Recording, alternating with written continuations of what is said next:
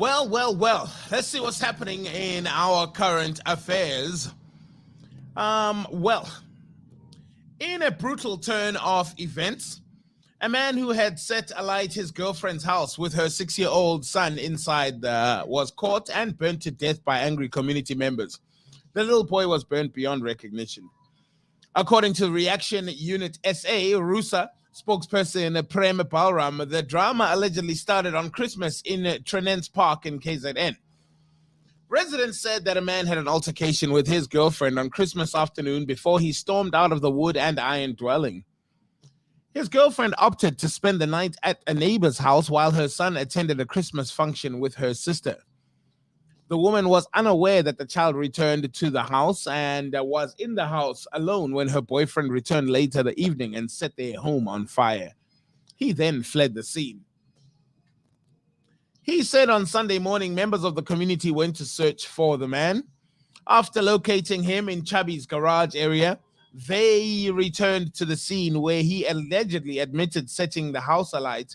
He committed to rebuilding the home and replacing the damaged goods. Community members then began sifting through the debris and they located the child burnt beyond recognition. The mob became enraged and began assaulting the man before they set him alight, Balram said. Reaction Unit SA members responded to the area, popularly known as 2B, at approximately 10:27 on Sunday after receiving reports that the man was beaten to death and set alight by the community.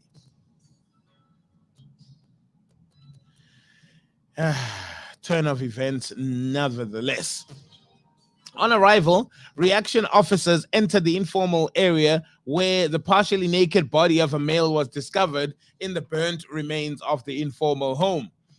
Police spokesperson Colonel Tembela Mbele said the man was found with burn wounds on his body and was declared dead on the scene. Mbele said 2 cases of murder and arson were opened at the Verulam for further investigation. The community is urged to refrain from taking the law into their own hands and let police continue doing the job by investigating and arresting the suspects involved in criminal activities. Communities must ensure that they work with police by providing information. The community members who continue to commit such acts will face the might of the law, she included.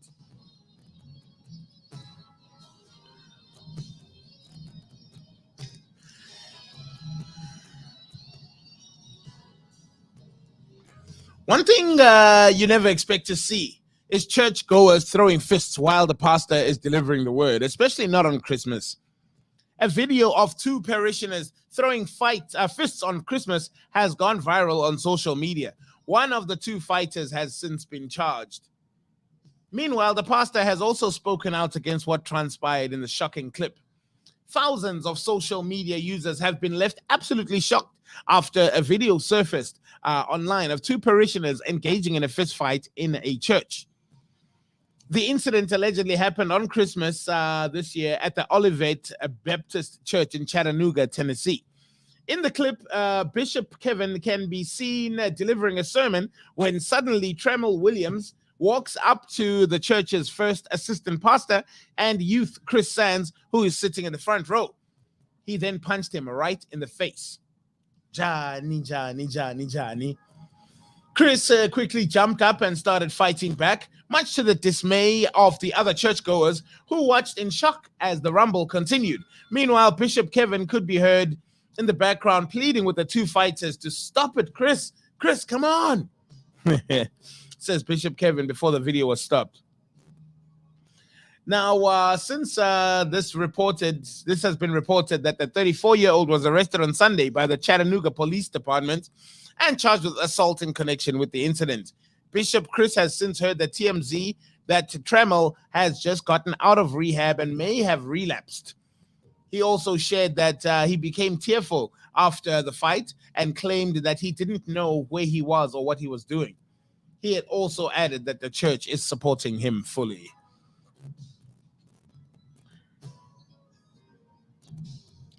The music mogul split from his wife in March 2020 after 24 years of marriage, and it has been reported by Rolling Stone that he's to part with more than 1/5 of his fortune and approximately half of his liquid assets. The publication notes that the 56-year-old hip-hop icon will pay $50 million about 790 million rand now, and the other half after 12 months. In terms of splitting assets, Nicole will hold on to a Rolls Royce, a Range Rover, Escalade limousine, Spider motorcycle, and her jewelry. However, she will have to leave her Malibu abode. As for Dr. Dre, he will maintain the rights to his master recordings, Apple stocks, and sales of Beats by Dre. The Aftermath Entertainment and Beats Electronics founder recently admitted he had hoped his divorce would be a classy and fair affair. But despite his intentions for an amicable breakup, the record producer was forced to cut off all communication with his former spouse after she falsely accused him of abusing her. So, according to a declaration filed by the court or by Dr. Dre, who was fighting Nicole's request for more than 4 million rand or $4 million, to pay her legal fees, the I Need a Doctor hitmaker told his ex-wife he did not want to turn it into an expensive fight. And Dre's last text to Nicole, which was sent in early August 2020, ended with him saying, "Let's keep it friendly and peaceful. Over and out. I love you." But days later, the Forgot About Dre rapper alleged Nicole falsely accused him of abuse during their marriage in legal documents. He stated, "This is a complete lie. Nicole is now also trying to get out of our premarital agreement by claiming that I supposedly forced her to sign a premarital agreement. This too is false." The pair have had no contact since, except in early January when Nicole voluntarily visited her former husband in hospital after he suffered a brain aneurysm.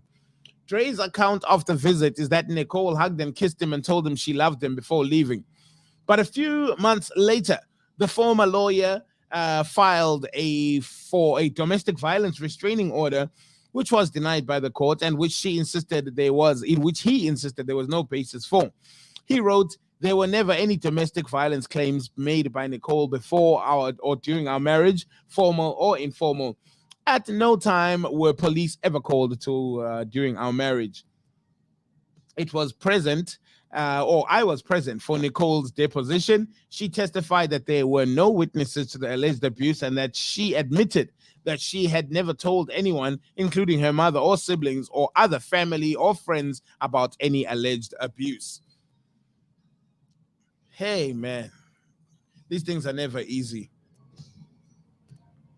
The update described the forecast as severe thunderstorms that could potentially deliver lightning and flooding, particularly in the southern parts of the province, the southern Gauteng region, including towns like Walkerville, Meyerton, Heidelberg, Vereeniging, and Vanderbijl Park.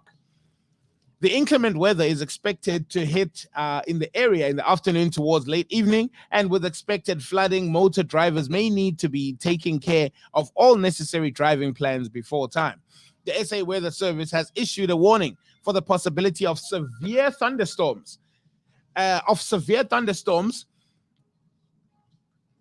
Gauteng. According to the reports, residents in the region should be on the lookout for what has been described as heavy rain, severe lighting, flooding, and small hail. Potential threats: heavy rain, flooding, large amounts of small hail, and excessive lightning.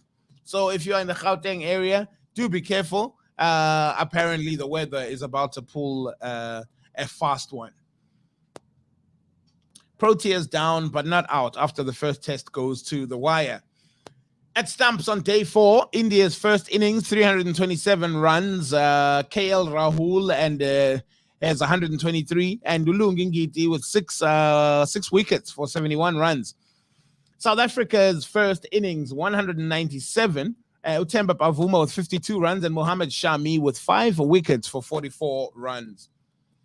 India's second innings, 174, Rishabh Pant, 34 runs, Kagiso Rabada with 4 wickets for 42 runs, Marco Jansen with 4 for 55. South Africa's second innings, 94 for 4, Dean Elgar with 52 runs, and Jasprit Bumrah with 2 wickets for 22. South Africa required 210 runs to win the match. The Proteas dismissed India for a far below par 174 in their second innings on Wednesday, and to give themselves an outside chance of securing a positive result at their match fortress. They required 305 runs to win, with a day and a half to play on a tricky pitch that has favored the bowlers for the most part, but have a monumental battle ahead of them. to reach stumps at 94.